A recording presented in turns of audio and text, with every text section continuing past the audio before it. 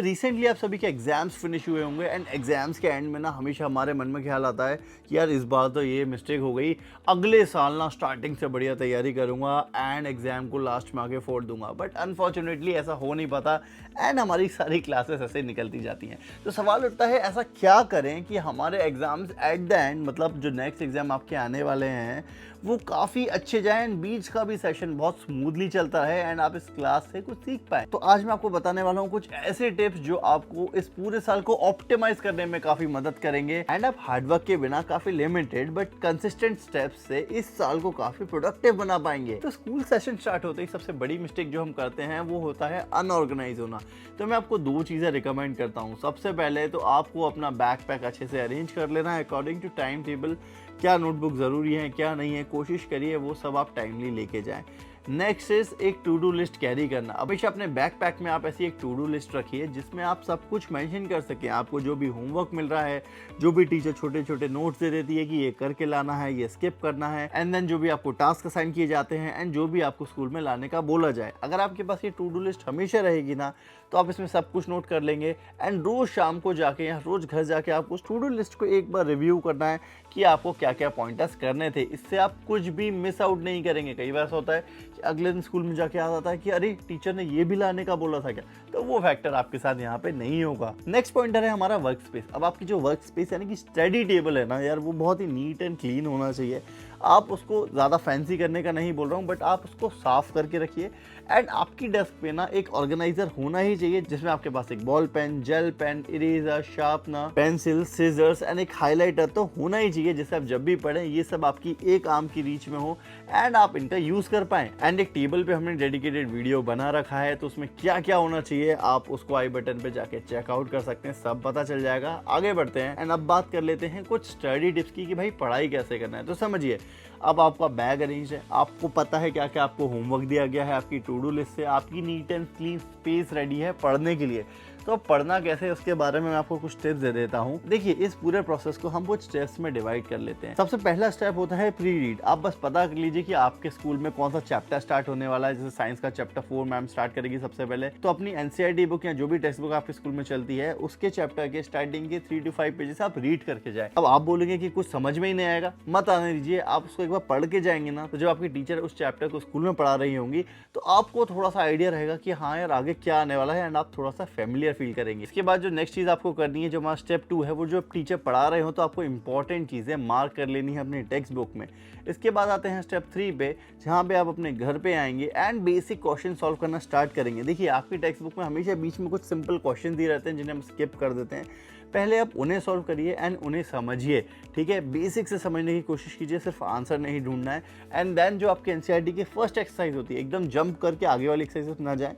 जो बिल्कुल एनसीईआरटी के बेसिक क्वेश्चन है ना, कोई रेफरेंस बुक नहीं, कोई रिफ्रेशर नहीं, सिर्फ एनसीईआरटी का जो स्टार्टिंग वाला सेगमेंट है, स्टार्टिंग एक्सरसाइज 1.1 वगैरह है, उसको आप सॉल्व कीजिए अच्छे से। इससे आपका बेसिक बिल्ड हो जाएगा। अगर आप एनसीईआरटी यूज नहीं करते हैं तब भी आपको स्टार्टिंग वाले क्वेश्चंस पता करने हैं। अब यहाँ पे आपको एक इशू आ सकता है। मान लीजिए स्कूल में स्टार्टिंग के 3 ही पेजेस पढ़ाए गए हैं, बट क्वेश्चंस में हो सकता है चौथे पेज का भी कंसेप्ट हो, तो वो आप अपने टीचर से कंसल्ट कर सकते हैं कि आपने जो स्टार्टिंग के 3 या 4 पेजेस पढ़ाए हैं उनमें हमारी फर्स्ट एक्सरसाइज से कौन कौन से क्वेश्चन हमसे हो जाएंगे। ये अब आपको थोड़ा सा एफर्ट लगा के पूछना पड़ेगा। अब इसके बाद जो नेक्स्ट स्टेप आती है उसमें आपको क्या करना है, लूज शीट्स लेनी है एंड यहाँ पे आपको जो भी कंसेप्ट समझ में आया हो ना कि यार इसको ऐसे करते हैं, इस क्वेश्चन को ऐसे करते हैं, ये लॉजिक से ये पार्ट होता है, सिंपल भाषा में अपनी खुद की लैंग्वेज में वो शीट में इसको लिख लीजिए। ये आपको नॉर्मल नोटबुक में नहीं करना है। इसके लिए आप एक अलग नोटबुक बना सकते हैं या लूज शीट्स ले सकते हैं, दोनों चलेगी। मैं यहाँ पे रिकमेंड करता हूँ आप यहाँ पे जेके सेडा 70 जीएसएम पेपर ले लीजिए या बॉन्ड पेपर ले लीजिए। इनमें आप लिखना स्टार्ट कर सकते हैं, अपने हिसाब से कलरफुल पेन्स यूज़ कर सकते हैं। साथ में यहाँ पे आप पंचिंग मशीन ले सकते हैं एक कंगारू की इस टाइप से, जिससे आप ना शीट में होल पंच करके इस टाइप की फाइल में उसको ऐसे पेजेस को डाल सकते हैं एंड आपको रिकॉर्ड तैयार होने लग जाएगा। ये देखने में बहुत फैंसी लगता है। अगर ये बहुत ही ज़्यादा कॉम्प्लेक्स लग रहा हो तो एक नॉर्मल अनरूल्ड नोटबुक भी चलेगी। अनरूल्ड इसलिए क्योंकि उसमें आप फ्रीडम मिलता है काफी सारी चीजें करने का। तो अब आपके पास अपने खुद के कह लीजिए शॉर्ट नोट्स इस टाइप से सेगमेंट वाइज रेडी होते चले जाएंगे। अब आपको क्या करना है, ऐसे ही प्री रीड करके जाना है, क्लास में इंपॉर्टेंट इन्फो मार्क करना है एंड देन वापस घर पे आके उससे रिलेटेड क्वेश्चन सॉल्व करने हैं एंड उसको अगेन अपना जो पेज है उसमें उसके बारे में कंसेप्ट लिख लेने हैं। जब आप ऐसा पूरे चैप्टर के साथ करेंगे ना तो आपके पास काफ़ी सारी शीट्स रेडी हो जाएंगी जिसमें काफ़ी सारे कंसेप्ट लिखे होंगे एंड देन लास्ट स्टेप है आपको एक फाइनल शीट बनानी है इन सब के स्टेप्स को जोड़ के। बेसिकली जितनी आपकी लूज शीट्स हैं उन सबका डेटा कंपाइल करके आप एक फाइनल शीट बनाइए। कोशिश करिए उसको एक पेज से ज़्यादा ना करें, एक पेज में सब कुछ लिखने की ईजिली आप कोशिश कर लीजिए। ये बेसिकली आपका रिविजन प्लान होगा एंड जब भी अब आपको चैप्टर रिवाइज करना होगा ना, आपको पूरी शीट्स नहीं देखनी है, आप सिंपली अपनी ये शीट उठाएंगे एंड इससे सब रिवाइज कर लेंगे एंड आपका चैप्टर क्विकली रिवाइज हो जाएगा। अभी स्टेप्स लगते हैं तो कॉम्प्लिकेटेड है, बट जब आप स्टेप बाय स्टेप मैनर में करेंगे ना तो ये डेफिनेटली चेंज लाएंगे। आप सोच के देखिए कितना भी टफ चैप्टर हो, हमेशा एक ऐसा पॉइंट आता है कि आपको लगने लगता है 2-3 महीने पढ़ने के बाद कि यार वो चैप्टर तो अब आने लगा है, बट अगेन 1-2 महीने के गैप के बाद हमें लगता है यार पढ़ा तो था, आता था, अब नहीं बन रहा है। उसका रीज़न होता है गाइस रिवीजन ना करना। तो जब आप ये प्रोसेस फॉलो करेंगे एंड अपनी शीट रेडी कर लेंगे, उसको अब आपको गाइस हर वीक कम से कम एक बार देखना ही है। इससे फ़ायदा ये होगा कि आप क्विक उसको रिवाइज कर पाएंगे एंड सारी इन्फॉर्मेशन आपके दिमाग में रिटेन रहेगी। एक और क्विक टिप मैं आपको दे सकता हूँ, वो ये है कि जो शीट आपने बनाई है या जो छोटी छोटी शीट्स आप बना रहे हैं ना, उनसे बेसिकली अपने फ्रेंड्स को पढ़ाइए। किसी भी फ्रेंड को पकड़ लीजिए एंड जो कंसेप्ट आपने सीखा है उसको बस समझा दीजिए। एंड बीइंग अ टीचर ये मैं बिल्कुल बता सकता हूँ कि जब आप समझाते हैं ना किसी को, तो उसको आए ना आए आपके कंसेप्ट ज़रूर क्लियर हो जाते हैं एंड उसका तो फ़ायदा हो रहा है, पर फ़ायदा आपका ज़्यादा है। तो ये ज़रूर ट्राई कीजिएगा। तो ये तो हो गया हमारा स्टडी मंत्र। अब यहाँ पे सबसे डिफिकल्ट चीज़ होने वाली है इसको कंसिस्टेंटली फॉलो करना। अगर आप करते हैं तो डेफिनेटली गाइज आपके छोटे छोटे छोटे एफर्ट्स जुड़ के ना यार एक दिन आप बहुत स्ट्रॉन्ग बन जाओगे। जब एग्जाम्स भी आया करेंगे ना तो आपके पास ये सारी शीट्स रेडी होंगी जिनको सिर्फ आपको एक बार देखना है एंड अब अपने एग्जाम्स के लिए रेडी होंगे। लास्ट टाइम का एग्जाम स्ट्रेस भी बिल्कुल नहीं होगा। तो अब आपको कुछ अलग टिप्स देते हैं, बात करते हैं कुछ एप्लीकेशंस की जो आपके लिए यूज़फुल रहेंगे। देखिए वैसे तो मोबाइल को पढ़ते टाइम यूज़ करना मैं अलाउ बिल्कुल भी नहीं करता, वो डिस्ट्रैक्टिंग होता है। आप चाहें तो लैपटॉप पे अपने डेस्कटॉप पे ये ऐप्स यूज़ कर सकते हैं। कौन कौन से ऐप्स मैं यूज़ करता हूँ? सबसे पहले मैं यूज़ करता हूँ नोशन। नोशन एक फ्री ऐप है, अगर आप अंदर इसका पेड वर्जन भी आता है, बट इसमें काफ़ी सारी चीज़ें आप फ्रीली कर सकते हैं। आप अपने नोट्स जमा सकते हैं, ऑर्गेनाइज कर सकते हैं, काफ़ी सारे इसमें इनबिल्ट फीचर्स होते हैं। आप यूट्यूब पे इसको यूज़ करना सीख सकते हैं, बहुत अच्छा ऐप है, ज़रूर सीखें। नेक्स्ट ऐप है गाइस चैट जीपीटी ऐप या फिर वेबसाइट आप इसको बोल सकते हैं। एआई का यूज़ आप पढ़ाई में बहुत अच्छे से कर सकते हैं। आपको जो भी डाउट आ रहा है ना, सिंपल एआई को या फिर चैट जीपीटी को प्रॉम्प्ट दे दीजिए एंड वो आपको आंसर कर देगा, बहुत अच्छे से समझाता है। अब तो इसमें एक वॉइस वाला फीचर भी है जिसमें आप एक उसका बस माइक का बटन दबा के इवन फ्री सब्सक्रिप्शन उससे बोल सकते हैं कि यार ये समझाओ। क्या आप मुझे मेरे क्लास 10th के चैप्टर कार्बन एंड कंपाउंड्स के बारे में कुछ समझा सकते हैं? बिल्कुल, कार्बन एंड कंपाउंड्स एक इम्पोर्टेंट चैप्टर है। कार्बन एक यूनिक एलिमेंट है जो कई तरह के कंपाउंड्स बनाता है। इसके कुछ इम्पोर्टेंट पॉइंट्स ये एंड वो आपको काफी अच्छे से एक्सप्लेन कर देता है। How good is that. साथ में नेक्स्ट वेबसाइट है हमारी यूट्यूब। अब देखिए यूट्यूब पे काफी डेटा फ्रीली अवेलेबल है जिसे आप देख सकते हैं, बट यहाँ पे आपको एक दिक्कत आती है कि पता कैसे चलेगा देखना क्या है। तो आप यहाँ पे चैट जीपीटी का यूज़ कर सकते हैं, उसको प्रॉम्प्ट दे सकते हैं कि भाई मुझे मेरे क्लास का ये चैप्टर पढ़ना है। उसको डिटेल में बताइए कि मैं 10th क्लास का स्टूडेंट हूँ या 6th क्लास का स्टूडेंट हूँ, मेरी चैप्टर का मैं 6th चैप्टर पढ़ रहा हूँ, चैप्टर का नाम ये है एंड मुझे बेसिकली इसको स्ट्रक्चर में जमा के दे दो कि मुझे स्टेप बाय स्टेप क्या पढ़ना चाहिए। तो वो आपको डिटेल में बता देगा।